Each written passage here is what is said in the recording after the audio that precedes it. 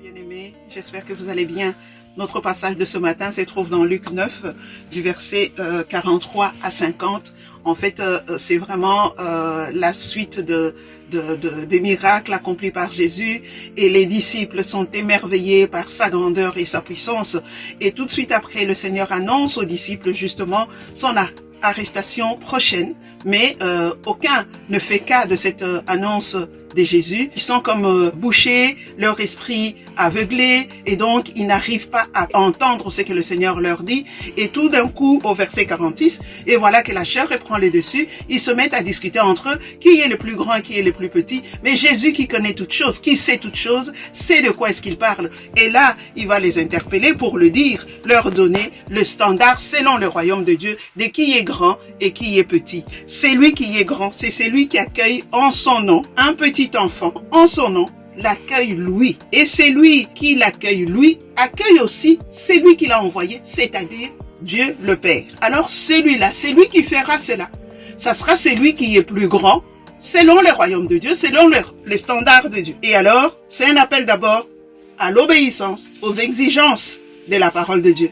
Comme vraiment l'image de Jésus que j'ai en tête ici, l'enfant né dans une crèche, mais c'était un grand serviteur, un roi serviteur. Donc, Dieu nous appelle justement à ne pas regarder aux standards du monde. Nous devons nous examiner par rapport aux standards du royaume de Dieu.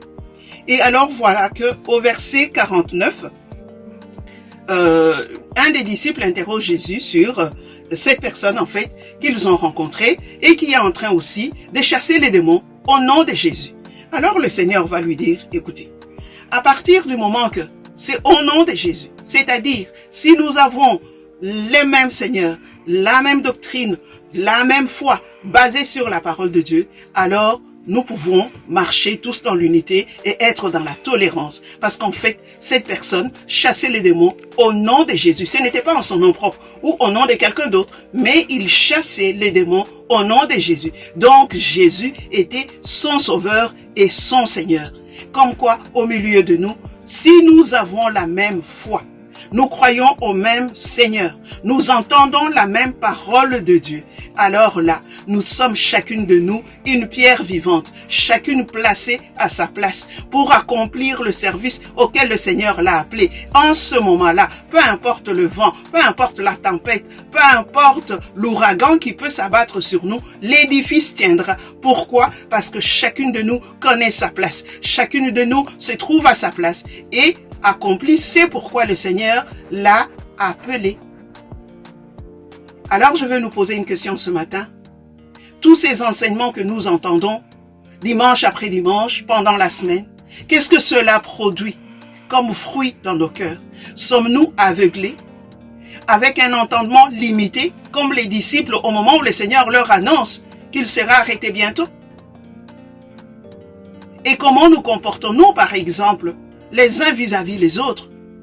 Qu'est-ce que nous recherchons dans l'accomplissement du service auquel le Seigneur l'a appelé? Est-ce que nous cherchons à savoir qui est le plus grand, qui est le plus petit? Non.